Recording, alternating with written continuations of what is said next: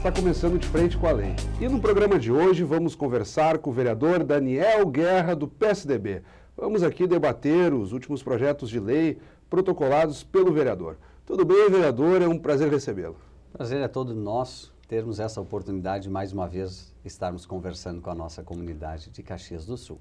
O primeiro ponto, vereador, o senhor comentou em plenário a questão dos hidrômetros, para que as pessoas entendam a sua ideia de individualizar os relógios, a contabilidade da água. Por exemplo, num edifício, geralmente há um relógio e todos os condôminos rateiam, se podemos dizer assim, dividem a despesa. E o senhor gostaria, então, que houvesse uma medição individual para cada morador, para que a pessoa pagasse exatamente o que ela consumiu. O senhor recebeu reclamações, sugestões? De onde partiu essa ideia? Que o vereador, muitas vezes, na maior parte das vezes, ele acaba ecoando aquilo que a comunidade quer, né? Os projetos não surgem do nada. Perfeito, Fábio. É exatamente isso. Este é um projeto também que partiu do contato com a comunidade, e essa comunidade trouxe esse desafio no sentido de que hoje os condomínios, na sua grande maioria, eles têm a cobrança que não é individualizada. Vejam só, como é que se explica que uma pessoa que mora num apartamento e passa a maior parte do dia fora deste local pague a mesma coisa que uma pessoa com uma família de 4 ou 5 membros e parte destes membros ficam durante o dia na residência? Por óbvio que o consumo de água deste será maior. Mas o que acontece hoje? A pessoa, ela chega a conta para o condomínio e normalmente o condomínio rateia pela quantidade de apartamentos. Ou seja, as pessoas pagam igualmente uma fatura de água, e nosso projeto ele estabelece, com a individualização dos hidrômetros, que somente cada condômino irá pagar somente aquilo que consumiu. Isso começa, de fato, a ser uma cobrança justa, porque hoje, na medida que com o hidrômetro coletivo, a cobrança não é justa. Isso já acontece no gás, por exemplo. Perfeitamente. O meu edifício já está individualizado, a cobrança do gás, mas não era. Agora passou a ser. E também, se olharmos a própria conta de energia elétrica, então, nossa primeira proposta, ela tem esse objetivo: estabelecer que seja uma cobrança justa, pagar somente por aquilo que consumir. Mas também tem outros dados importantes que a gente precisa trazer. Muitas questões que envolvem a água, né? Hoje, da forma do rateio que as pessoas deixam de consertar, por exemplo, vazamentos. Sim.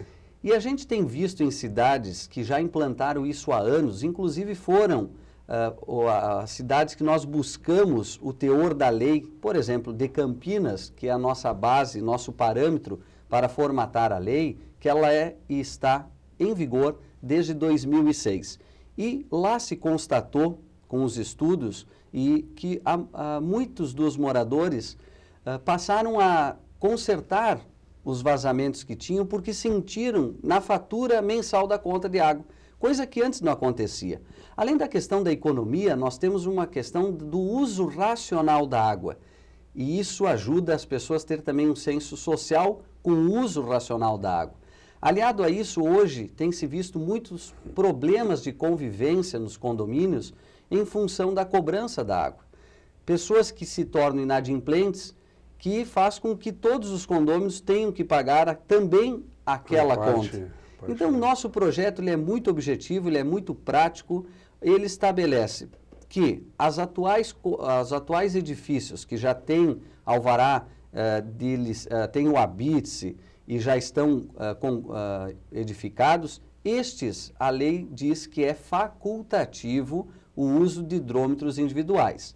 Agora, todos os projetos que estejam em análise para autorização na prefeitura, se aprovada a lei, eles serão obrigados a instalar hidrômetros individuais. Os novos, no caso. Os novos prédios que ainda não foram edificados, que estão em análise na prefeitura, esses terão que se adequar com os hidrômetros individuais. A Câmara de Vereadores já se debruçou em outras oportunidades, sobretudo quando o senhor fala do consumo responsável, mais otimizado da água, na questão do reaproveitamento de água da chuva, por exemplo.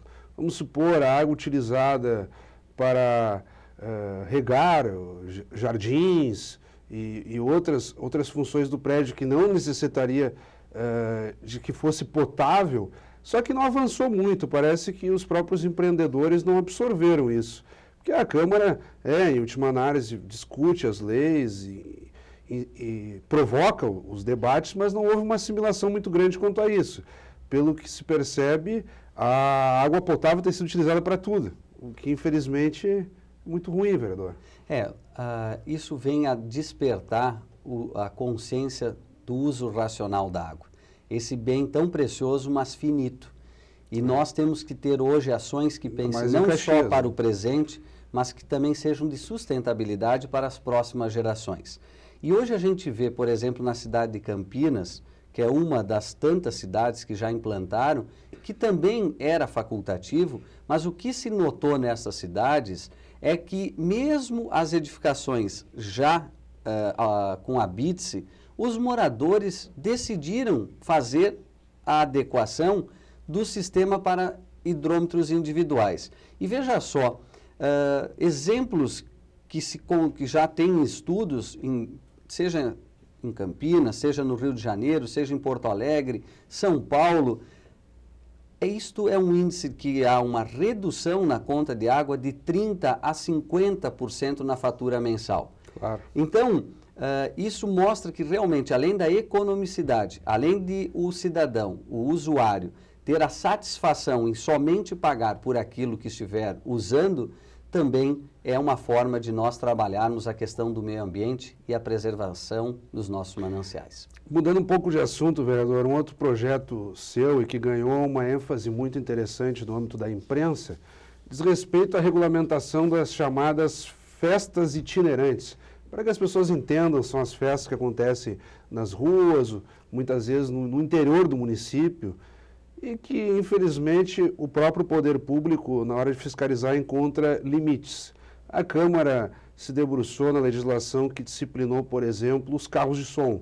Eu lembro que a ex-vereadora Jenny Petef, o atual vereador Renato Nunes, se dedicaram a isso por meio de emendas, substitutivos, no sentido de limitar os decibéis. Então, determinado carro de som que exceda demais, ele vai receber a devida multa, advertência, enfim, tudo que prevê a legislação. Mas essas festas, inclusive, têm sido muito reclamado, que as pessoas vão para o interior do município, na área rural, jogam o som a toda altura e os moradores de localidades mais remotas são incomodados nesse sentido e se veem sem condições aqui recorrer e o próprio poder público não consegue fiscalizar. Perfeito. Por onde que o senhor pega aí no sentido de disciplinar essa questão? Olha, esse projeto que nós protocolamos é um projeto que vem do conclame da população, que não só da área do interior, mas também na área urbana. Claro. As pessoas hoje se veem como perturbado o seu direito, né, de ter, após um dia de trabalho, né, o descanso e o sono que a própria Constituição garante. O que ocorre hoje é que estas festas itinerantes, na sua grande maioria, elas são feitas de forma clandestina. Claro. É uma farra de ilegalidade. É questão de menores de idade frequentando, é o uso de bebidas alcoólicas para menores, é a questão do tráfico de entorpecentes, além do desrespeito às leis na questão da poluição sonora. Ou seja, esta farra de ilegalidades precisa ter uma resposta efetiva do poder público. O que nós estamos querendo não é proibir, mas sim fazer com que haja regulamentação destas festas para garantir a harmonia entre os frequentadores, os organizadores e a vizinhança em torno destas festas. Por onde começa essa forma de disciplinar? Que limitações, que regras o senhor propõe? Olha, Fábio, me permita até, para que a população consiga dimensionar, eu vou ler alguns artigos do nosso projeto e que com ele fica claro que o nosso intuito é de estabelecer esse regramento e então, através desse projeto de lei, que a gente quer crer será aprovado por esta casa, ele coloca primeiro que toda e qualquer realização de eventos com música eletrônica, acústica ou ao vivo, de longa duração, dentro do perímetro urbano ou rural, em lugares como galpões, chácaras, fazendas, praças, estacionamentos, deverão obedecer os regramentos desta lei. Qual seja, os idealizadores e os realizadores deste evento deverão requerer a respectiva autorização competente com 30 dias de antecedência, informando, por exemplo, a expectativa de público, o local em que o evento acontecerá, mediante a apresentação de vários documentos. Por exemplo, um laudo atestando as condições de estabilidade e segurança das edificações e estruturas de palco, por exemplo, tendas e arquibancadas utilizadas nesses eventos. Um laudo atestando que a aprovação de sons e ruídos está dentro dos limites estabelecidos pelo artigo 50 da Política Municipal do Meio Ambiente. Que já existe. Que já existe.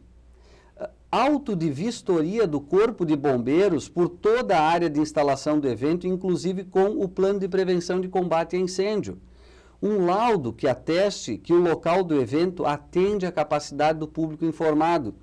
Laudo da vigilância sanitária correspondente ao bairro onde se localiza o imóvel do evento, quando houver o caso também de comercialização de bebidas.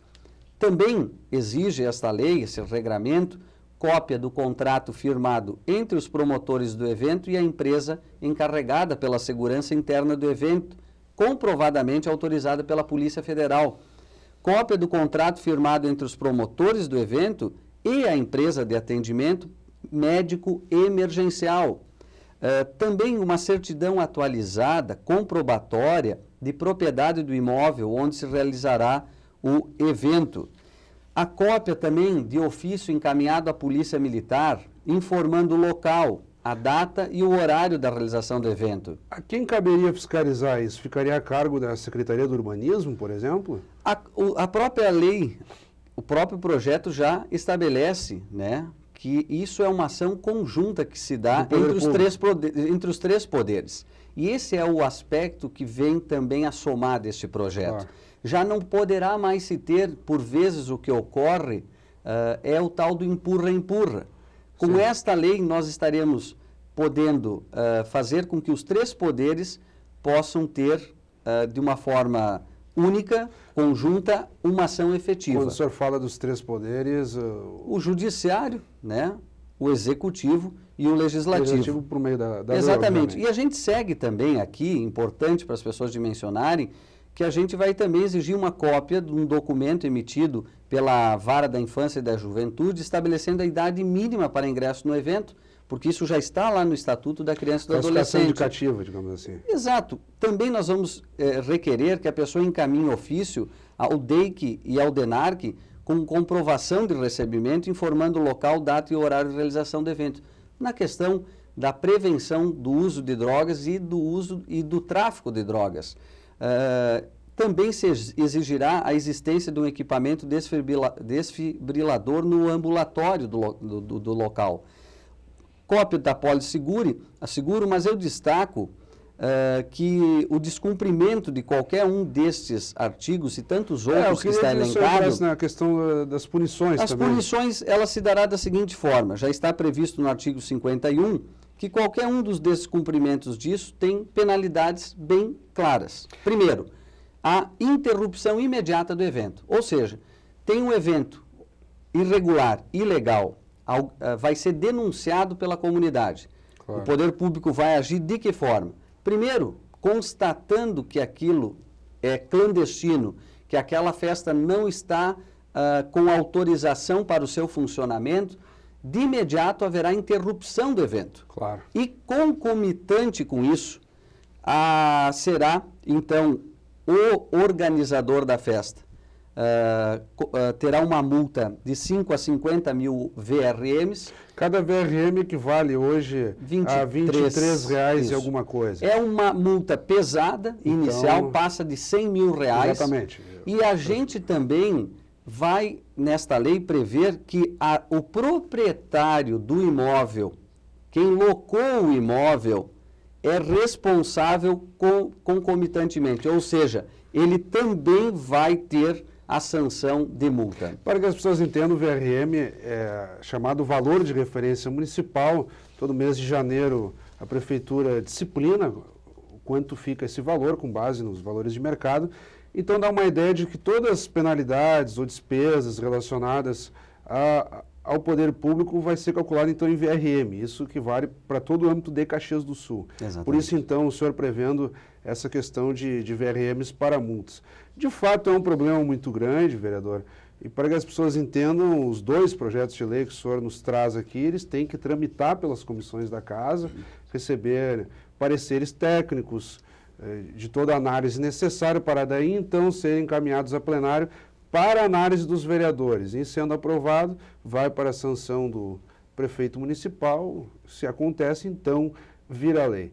Nessa etapa final, vereador, o senhor muito crítico a respeito do contexto político, a exemplo do que já temos feito com os vereadores que passam aqui pelo de frente com a lei, eu gostaria que o senhor desse a sua impressão desses movimentos sociais, essa onda de protestos que arrefeceu, mas que ainda continua, de uma forma ou de outra, de forma mais pontual, às vezes numa Câmara de Vereadores, a nossa própria Câmara de Vereadores, ultimamente tem recebido manifestantes de toda a ordem, dos mais diversos assuntos, seja questão sindical, questão médica, pedido por melhorias no transporte público. Mas eu gostaria que o senhor entrasse na origem disso, por onde passa. Não, a questão assim, tem que melhorar a saúde, tem que melhorar a educação, isso é uma verdade, todos sabem que tem que melhorar. Mas, a seu ver, onde é que está a origem de todos esses problemas no nosso contexto político? Olha, eu creio que a população, ela de fato está saturada de discursos. Eu creio que ela tem visto que ela é só lembrada efetivamente pelos políticos ou pelo poder público nos períodos de campanha. Então, nesses períodos, os políticos têm fórmula para resolver todos os problemas, seja da saúde, seja da segurança, seja da mobilidade, seja do transporte público, mas, passadas as eleições, o que a população enxerga é que os políticos, na sua grande maioria, viram as costas para o que o povo quer. Claro. Então, há de fato uma crise de representatividade. Representatividade esta que a população disse nas urnas o quanto o atual sistema não representa a população. Haja vista votos nulos.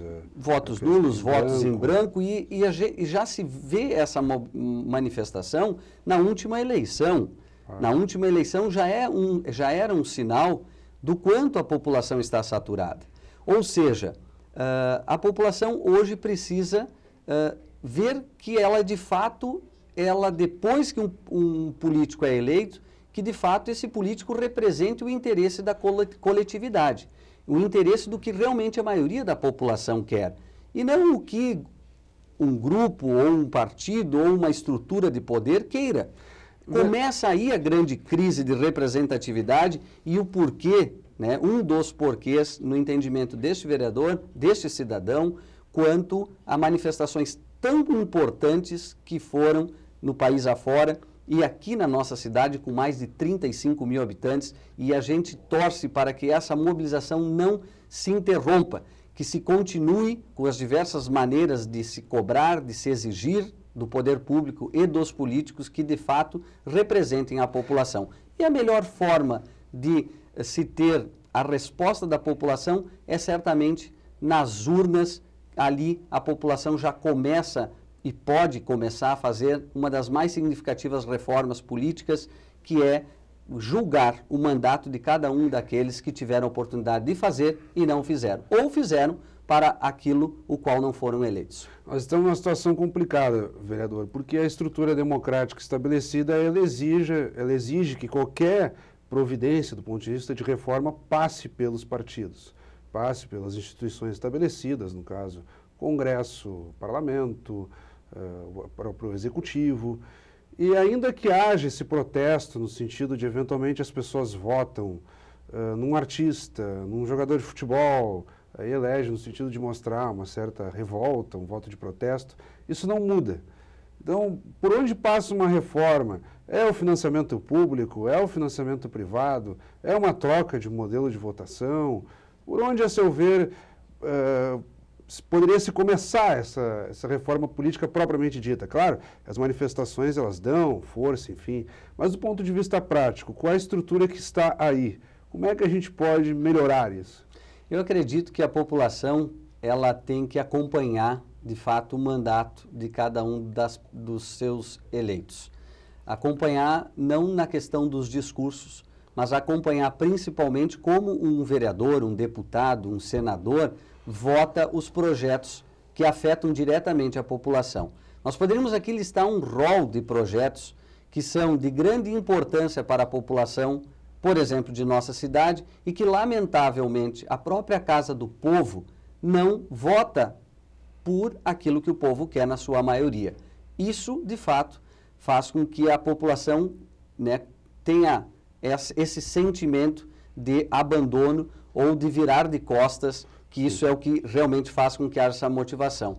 E situações outras, como, por exemplo, um requerimento que este vereador fez, né, de pedido de informações sobre a questão da saúde em nosso município, que está tão difícil, que precisamos efetivamente construir soluções, e para fazer construir as soluções, nós precisamos de fato ter informações oficiais e, quiçá, esta Câmara permitiu um parlamentar poder ter acesso às informações de saúde. Então, tudo isso é muito um sinal prático de que lado as pessoas estão na hora do voto, porque discursar é fácil. Esse pedido de informações que o senhor protocolou, para que as pessoas entendam, foi a votação em plenário. Os pedidos de informação de vereadores destinados a órgãos mais diversos passam pelo plenário.